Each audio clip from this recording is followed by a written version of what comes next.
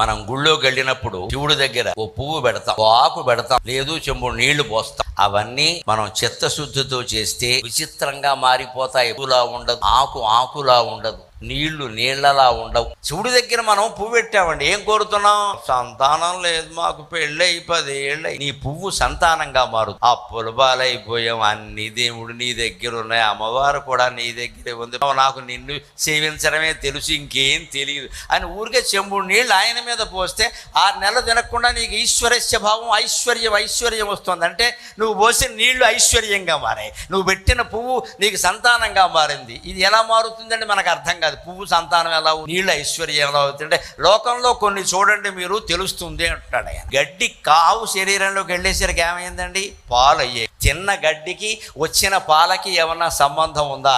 అలాగే శివుడి దగ్గర నువ్వు ఒక్క పువ్వు పెడితే అది నువ్వు కోరిన కోరిక తీరుస్తుంది, సంతానం అవుతుంది.